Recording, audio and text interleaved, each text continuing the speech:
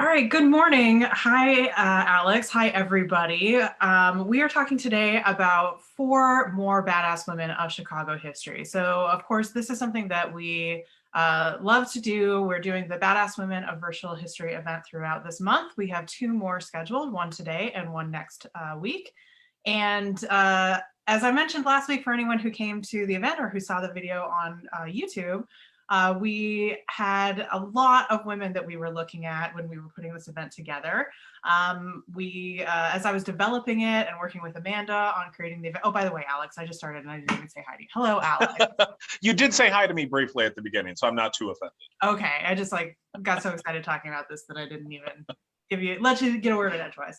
Alex is here to help me introduce these women and to discuss this topic. I'm so excited about it. I just immediately start talking.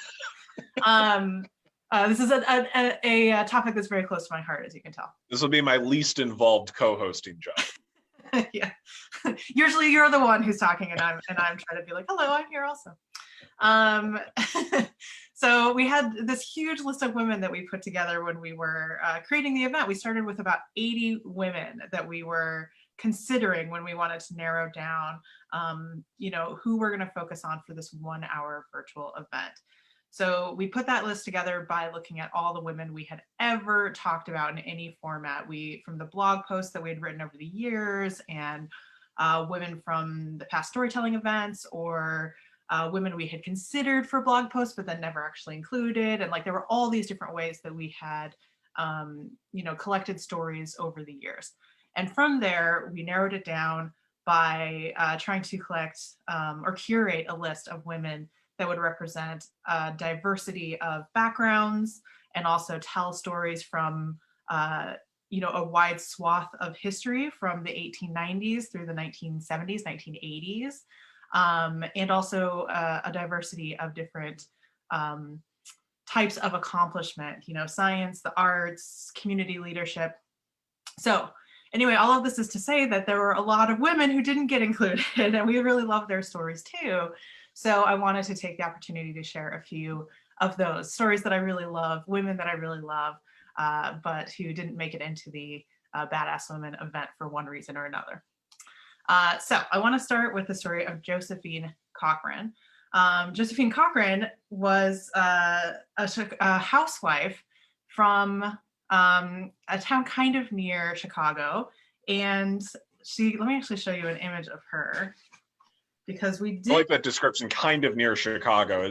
I feel like I see people complain about that sometimes, people from Winnetka saying they're from Chicago or something. Winnetka is probably not the right example. But anyway.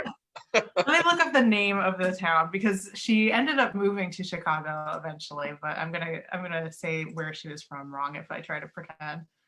I'm looking it up real fast. I'm not even sure Winnetka is in Illinois. Shelbyville. Is that North Shore? Shelbyville is where she ended up before. I mean, that's a place from The Simpsons. Oh my gosh. Before she relocated, she and her family relocated to Chicago eventually, where she became kind of part of the elite society of Chicago. She was a wealthy, when I say housewife, she was a wealthy member of the sort of upper class in the 1880s, 1890s. And I want to show you an image of her, because she did actually get included. We did get to tell her story in the journal that we created, the Badass Women Journal. Is that on camera? There we go. So that's the illustration that we had created for her.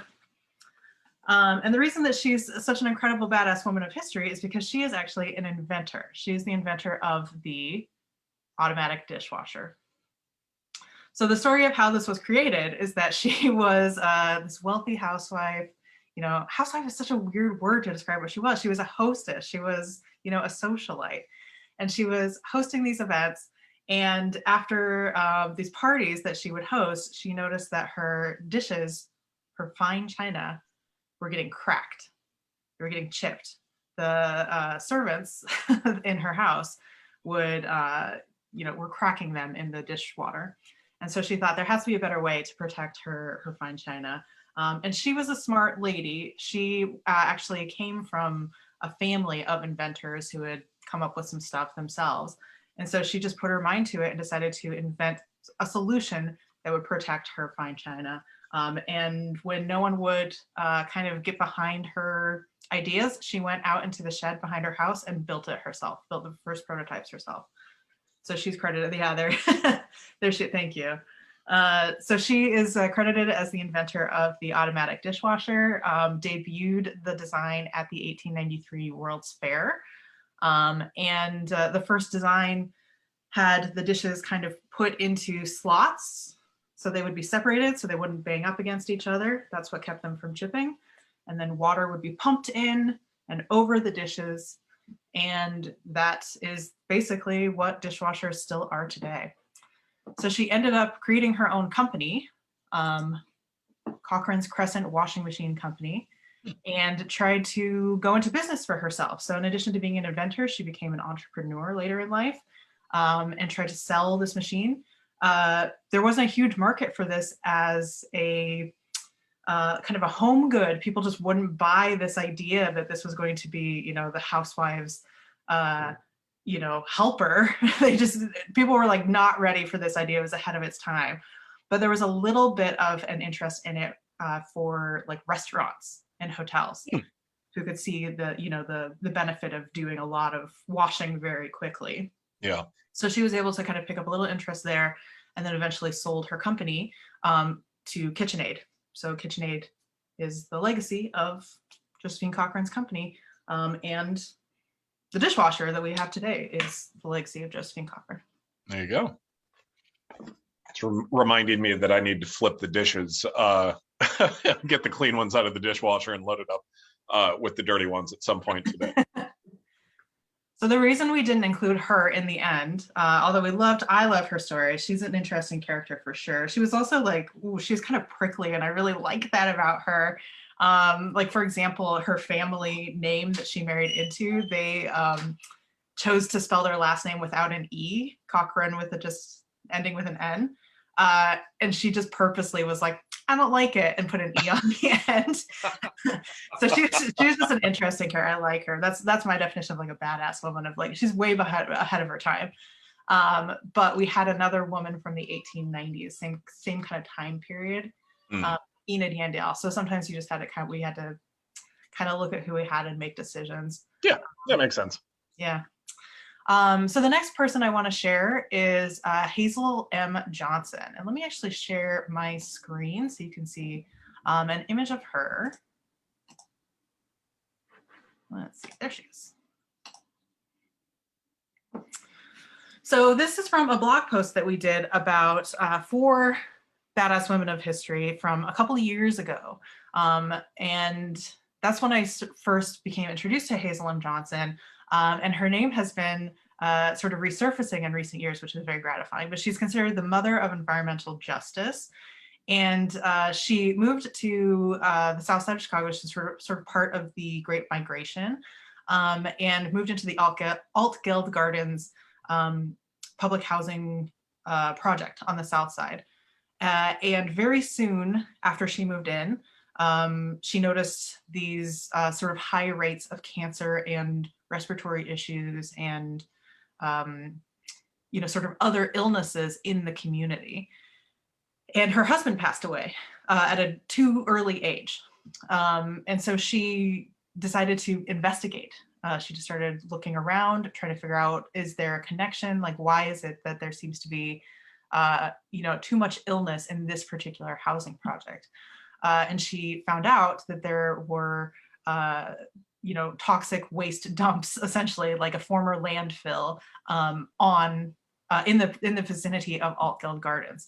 And the more she dug into it, the more she realized that basically all of the South Side, what she called a toxic donut, just was around, just ringing where people were living.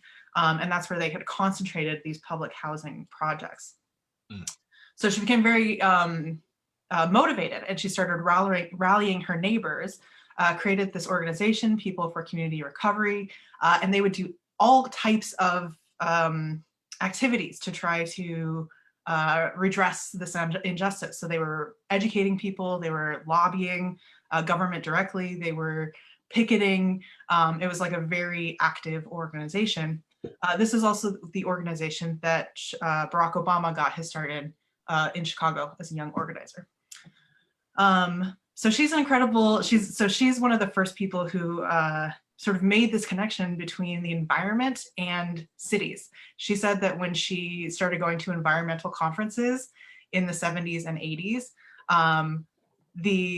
everyone was talking about the rainforest. Yeah, young Mr. Obama. I think that's him going door to door for the people for, yes, it is, yeah. Yep. That was like the first, that was how he got involved in community activism, is through her local author there, Ed McClelland, who we've interviewed actually. Oh, look at you, yeah. Yeah, right? So she was a mentor to him. He like knew her, and yeah, there's this great connection there. What was this? Oh yeah, but people were talking about saving the ocelots, saving the rainforest, and they didn't make this connection that the environment actually affects our own neighborhoods and it affects the air we breathe in cities in America. And she was one of the first people to kind of draw attention to that and recognize that not only is this affecting our lives, but it also affects different people differently, and that it's an issue of racial and social justice as well. So that was her story. Yeah.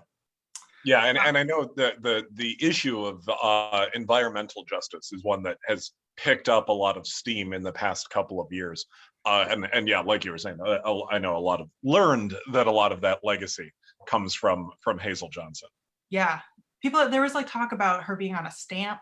I think that's kind of gaining ground. Yeah, people are starting to finally pay attention. Okay, the next woman is actually also on this list from a couple of years ago, and that was Valerie Taylor. So she was a novelist from the 1950s who is known for writing these lesbian pulp novels. So in the 1950s, this was really revolutionary because we kind of think of the LGBT movement gaining steam in the 1960s, you know, Stonewall riots. So for this out lesbian to be creating community and writing you know, lesbian fiction in the 1950s made her really ahead of her time as well.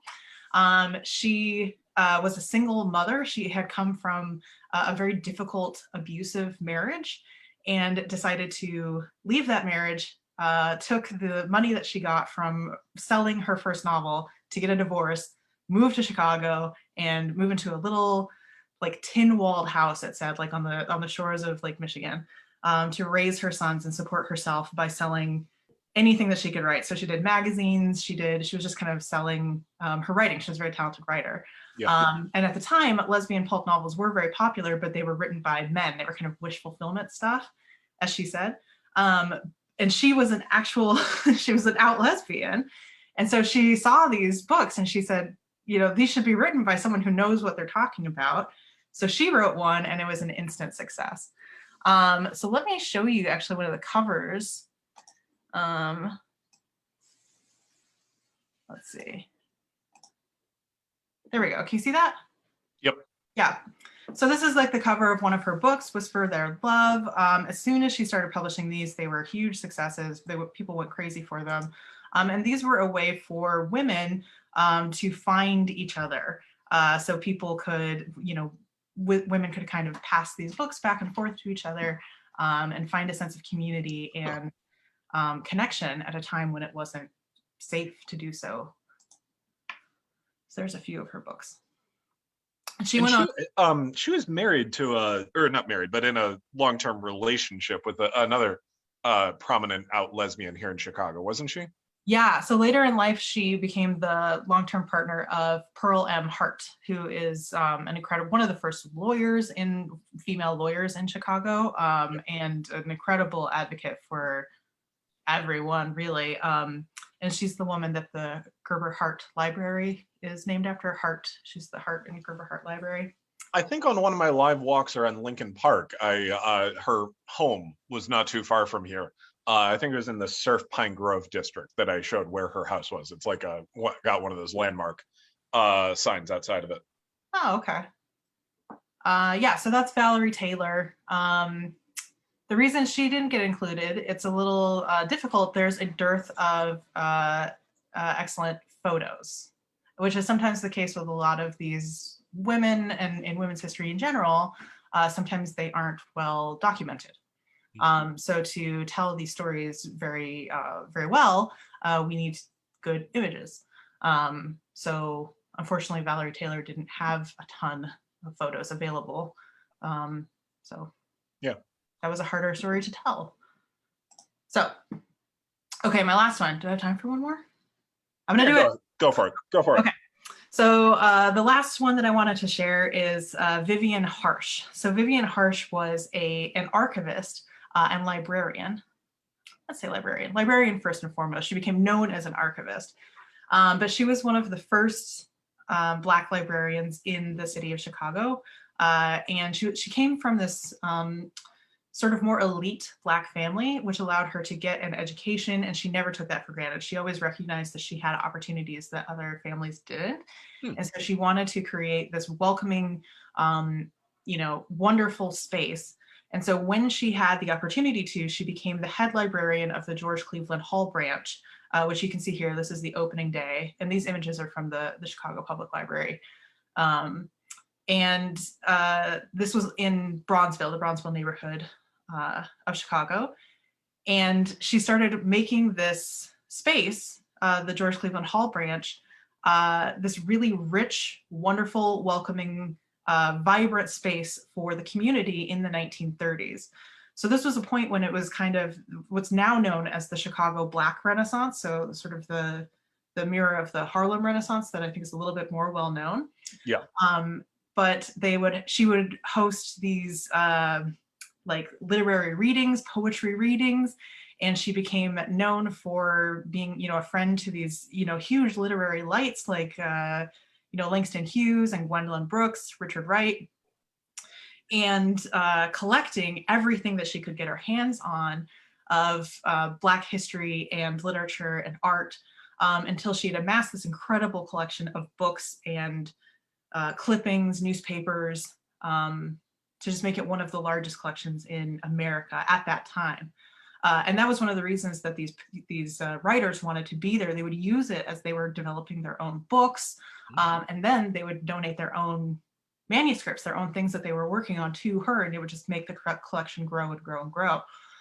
So it was like you just on any given day, you could go there and there would be people having a poetry reading and people reading and writing things and people having conversations. It was a totally bustling place, like the absolute center of this intellectual and artistic, ferment going on in, Bronzeville in the 1930s. And when she retired, donated that collection, and it continues to exist. They eventually called it the Vivian Harsh Collection. So it is still part of the Chicago Public Library's resources. They continue to add to it anything related to African-American history in Chicago and, in America, continues to be added to that collection and is considered one of the best in America still to this day. So That's many really priceless, like irreplaceable resources that would have been lost are still around for us today because of Vivian Harsh really actively collecting them, going out to the community. On her vacations, she would go around the country and find things. She would spend money from her own paycheck to buy things if she had to make this like a priceless collection of Black history. That's fantastic, especially at that time. But I know Black history and Black culture were not things that were getting much academic study. They were not part of the sort of curriculum at the time. So she was way ahead of her time, and I'm sure we all owe her a huge debt of gratitude. Also, we at Chicago Detours owe that collection a little debt of gratitude because if I'm recalling correctly, they helped us with some of the research on Addie Wyatt, who's featured in the Badass Women of History virtual event, if I'm recalling correct. Yeah. Yeah. Many historians in Chicago have stories of how important the Vivian Harsh collection is. It's absolutely priceless in Chicago history and American history, and it's because of this one woman. Like it's incredible to think of how much impact one person can have, and she's one of those people. Like we wouldn't have these things if it wasn't for this one person. And especially because it's one of those things where all she was doing was just doing her job really well. Yeah. But that's still something that can, have an enormous impact on the rest of society, which is, I don't know, it's one of those lessons that I always like bearing in mind sometimes. Yeah. Yep. Okay, well, those are the 4 stories that I wanted to share. Thank you, Alex, for listening to me talk. I get so excited. I wish I could do like 5 more. I know I was talking like really fast and saying a lot of things. But I wanted to mention that we do have the public events coming up. We have a Badass Women of History today at 1 p.m. And another one next Saturday, the 27th, also at 1 p.m. So you can find tickets for that on our website. And that's the last one next Saturday, right? Yes, these are just for Women's History Month. So get it while you can. If you want to learn about the other women who were included in the story or in the actual event. And it's got interactive elements. It's super fun. I really love doing it. If you want to learn more about the journal or buy a journal, please check that out on our store. There's actually a link to it here or on our website in the Chicago Gifts section. If you want to read about Josephine Cochran or the other 7 women that are in the journal, and it makes a really cool gift. And please follow us on Facebook, Twitter, subscribe on YouTube so that you can be the first to see the new videos every time we upload them. We have neighborhood walking tours, little mini tours of different neighborhoods coming up, and all kinds of fun conversations and stuff that we're doing every week. Yep. So I think that's it. Did I miss anything, Alex? Nothing springs to my mind, at least. Yeah. All right. We'll say that's it. Okay. Thank you so much. Thank you. All right. Bye-bye. Bye, everyone.